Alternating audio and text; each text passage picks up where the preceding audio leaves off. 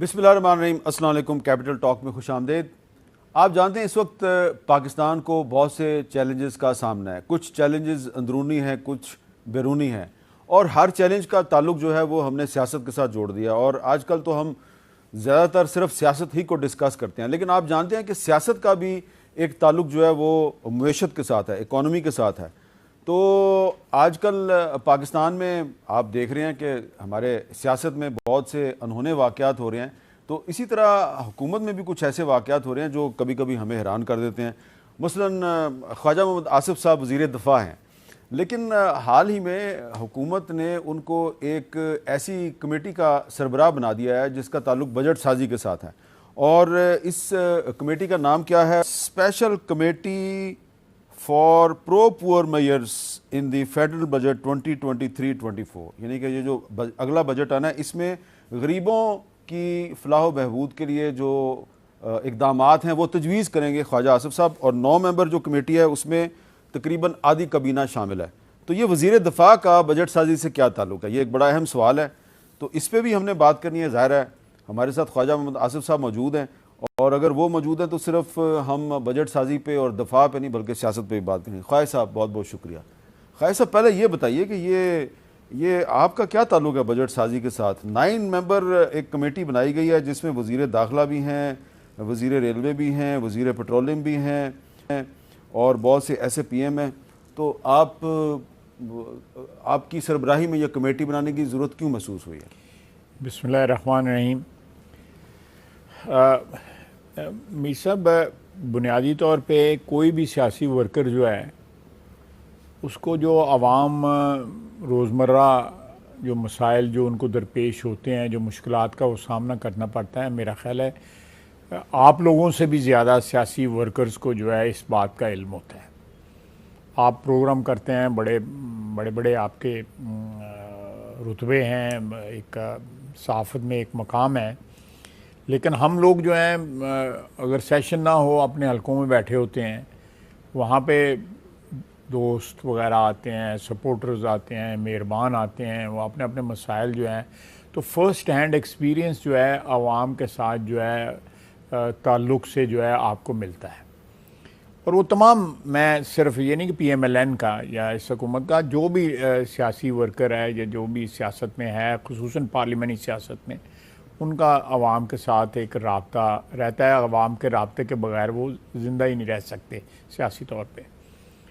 تو prime minister صاحب نے یہ سوچا ہوگا کہ اس کا تھوڑا بہت تجربہ ہے، اور یہ بولتا بھی رہتا ہے ٹی وی کے اوپر، آپ نے دیکھا ہوگا کہ میں عموماً ایسے مسائل جو ہیں جو آپ نے کچھ دن پہلے کہہ دیا تھا کہ پاکستان تو ڈیفالٹ ایکچولی کر گیا ہے، اس سے میرا مطلب تھا، میرا خیال ہے میں نے انتخاب جو ہے الفاظ کا ذرا غیر محتاط کیا تھا، لیکن میرا مطلب تھا کہ ہم ایک ایسے اس سٹیج پہ پہنچ گئے ہیں جہاں پہ بڑا تھوڑا سا ہی فرق رہ گیا ہے، جو اب تو فرق کافی بڑھ نہیں، گیا۔ اب میرا خیال ہے کہ جس طرح انگریزی میں کہتے ہیں we are out of the woods, الحمدللہ۔ کوئی مشکلات جو ہیں ہماری دن بدن جو ہے وہ کم ہوتی جا رہی ہیں، اور جو ایک سلسلہ تھا آج سے 4-5-6 مہینے پہلے یا پچھلے سال جو ہے وہ اس طرح کی جو تو ابھی جو اگلا بجٹ آ رہا ہے تو اس میں آپ نے جو میرا خیال ہے ریکمنڈیشنز تو بھجوا دی ہیں۔ یہ میرا خیال ہے کہ بنیادی طور پہ ایک ریکمنڈیشنز تیار ہو گئی ہیں، ان کو ایک فائنل شیپ جو ہے وہ ہم نے دے کے پریزنٹیشن دینی ہے۔ مین کچھ آپ شیئر کریں گے کہ مین آپ کی اس میں بنیادی سب سے بڑی سفارش کیا ہے؟ یہ سب سے بڑی سفارش اس میں یہ ہے کہ ہماری جو سبسڈی ہے جو ہم مختلف چیزوں پہ دیتے ہیں، جس میں یوٹیلیٹی سٹور میں ایک ایگزامپل دیتا ہوں، اس طرح کا اور بہت سے ایگزامپلز ہیں۔ ہم بجلی پہ بھی سبسڈائز کرتے ہیں، ہم پیٹرولیم پہ بھی سبسڈائز کرتے ہیں۔ آپ کو پتہ ہونا چاہیے کہ ہمارا جو تیل کے جو نرخ جو ہیں مارکیٹ میں جو ابھی کم بھی ہوئے ہیں، ہمارے سری لنکا اور بنگلہ دیش کے مقابلے میں آلریڈی 20 سے 25% کم ہے۔ تو یہ جو ہے یہ مختلف چیزوں کے اوپر، جس طرح میں نے آپ کو بتایا کہ پاور میں، پیٹرولیم میں، ایگریکلچر پہ، یوٹیلیٹی سٹورز پہ، ان سب سے پہ سبسڈیز آلریڈی گورنمنٹ دیتی ہے۔ لیکن ایک امپریشن ہے جو میں سمجھتا ہوں کہ درست امپریشن ہے کہ سبسڈیز جو ہے نا وہ جو بیچ میں جو راستہ میں لٹ جاتی ہیں، جو غریب آدمی کے پاس جو ہے نا اس کی سبسڈی کا جو ہے 100% اثر نہیں پہنچتا ہے.